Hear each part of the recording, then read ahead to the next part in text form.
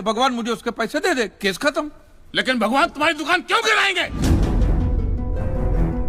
मूर्ख कहीं का। स्वामी जी प्लीज, जो कुछ भी कहना है विटनेस बॉक्स में आकर कहें।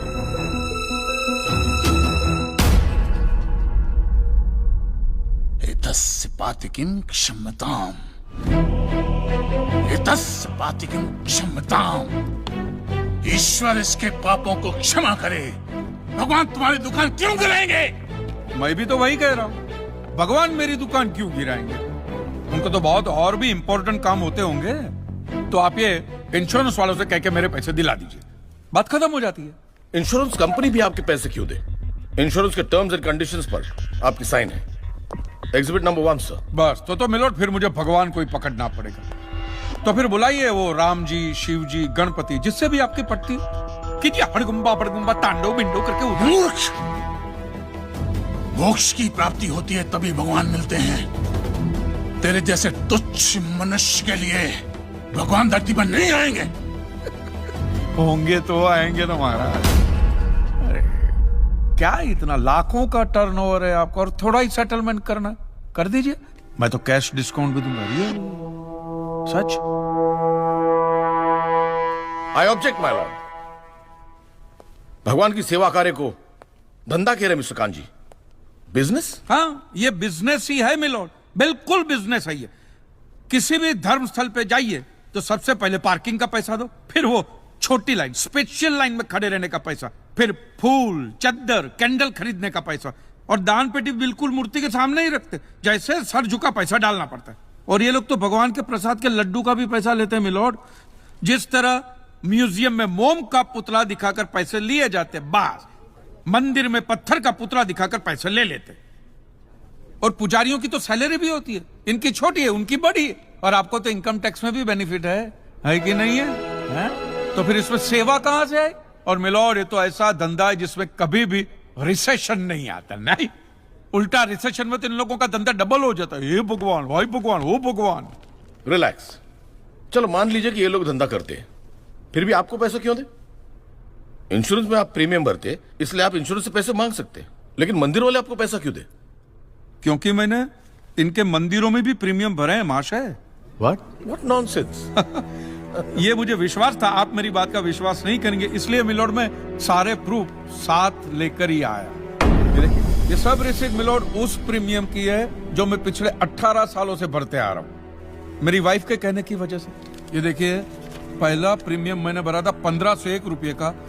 साउथ में बहुत बड़ा मंदिर है, उसमें मैंने पैसे भरे थे। देखिए, फिर ये देखिए, हर साल 1000 रुपए भर रहा हूँ आपके गणपति के स्टॉल में। देखिए, उसे स्टॉल नहीं मंडप कहते हैं।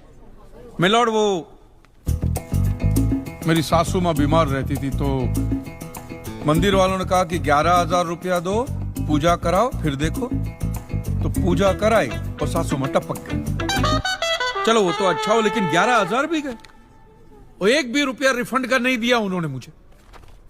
फिर ये देखिए, ये मस्जिद का चंदा, दरगाह की चद्दर, चर्च की कैंडल, फकीर की झोली, बाबा की अगरबत्ती, माँ की चुंदड़ी, टोटल में 10-10.5 लाख रुपया इन सारी दुकानों में भर चुका हूं। बस! क्या दुकान लगा रखा है? इसे मंदिर कहते हैं, मंदिर। और मंदिर में लोग अपने परिवार की शांति और समृद्धि के लिए अपनी इच्छा से पैसा देते हैं। तो मैंने भी मेरे परिवार की शांति और समृद्धि के लिए ही पैसे भरे थे महाराज, कोई गन्ना चूसने के लिए इन्वेस्ट नहीं किए थे। लेकिन आपके भगवान ने मेरी शांति उखाड़ के फेंक दी, क्योंकि भूकंप तो मिलोड सिर्फ भगवान ही ला सकते, इंसान के बस की तो बात है ही नहीं। तो मुझे बताइए, मेरा हक नहीं बनता भगवान से पैसे वसूलने का? मिस्टर कांत जी, आपका झगड़ा भगवान से है ना, तो डायरेक्ट भगवान से पैसे मांग लीजिए ना, मंदिरों के पास क्यों मांग रहे? वकील साहब, आपके घर में बिजली या इलेक्ट्रिसिटी कौन सी कंपनी की आती है? रिलायंस की ना। तो घर में जब कभी भी बिजली का प्रॉब्लम होता है तो आप रिलायंस की ऑफिस में ही फोन करेंगे ना, सीधे अनिल अंबानी को तो नहीं बुलाएंगे ना। अनिल भाई आओ लाइट की, अनिल भाई आओ लाइट की। साइलेंस। आप कहना क्या चाहते हैं? What do mean? ये जो साधु यहाँ है, ये जो पंडित जी यहाँ है, ये क्या भगवान के ऑफिसर्स है? नहीं, ये लोग ऑफिसर्स नहीं है भाई, ऑफिसर तो पढ़े लिखे लोग होते हैं। ये लोग तो देखो मुंह देखो, सेल्समैन है मिलोड, सेल्समैन। ये भगवान के कलेक्शन एजेंट है, क्योंकि इन्होंने भगवान की फ्रेंचाइजी ली। न्यायाधीश महोदय, ये मनुष्य नास्तिक है। जो ये कह रहा है उसका ज्ञान स्वयं से नहीं है, परंतु हम तो साधु हैं, इसे क्षमा कर देते हैं। लेकिन इस अधम पाप के लिए दुनिया इसे कभी माफ नहीं करेगी। तेरा घर से निकलना कठिन हो जाएगा अगर भगवान के विरुद्ध कुछ भी कहा तूने। मैया मोरी, ये आपको मेरी चिंता हो रही है कि मिलोड के सामने मुझे चेतावनी दे रही हैं? हमें जीव मात्र की चिंता है। तो फटाफट पैसे निकाले, बात खत्म कीजिए फिर। My Lord, this is enough. ये डोनेशन रिसीट्स है, जनरल सबमिशन। भगवान और मेरे क्लाइंट के बीच कोई एजेंसी एग्रीमेंट नहीं है। कांजी बेतु की बात कर रहे हैं। इतनी छोटी सी बात के लिए भगवान पर केस नहीं हो सकता।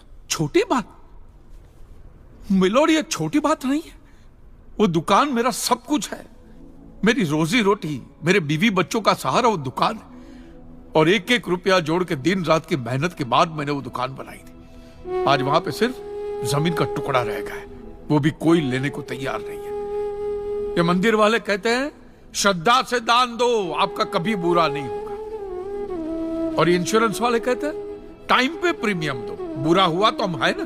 तो मैंने तो दान भी दिया है मिलोड, और प्रीमियम भी भरे, और आज दोनों के दोनों ने हाथ ऊपर कर लिए। मैं एक मामूली आदमी, मिडिल क्लास मैन, मेरा परिवार, मेरे बीवी बच्चे रास्ते पे आ जाएंगे। नहीं मिलोड, आपको मेरी बात इस अदालत में रखने का मुझे मौका देना ही चाहिए।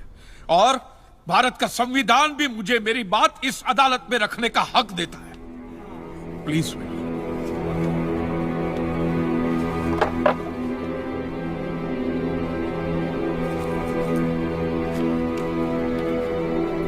एक मिडिल क्लास बिजनेसमैन के लिए 1 करोड़ रुपए बहुत बड़ी रकम होती है, और खास तौर से सवाल जब उसके सर्वाइवल का हो। इसलिए यह अदालत कांजीलाल जी के मुकदमे को एक्सेप्ट करती है।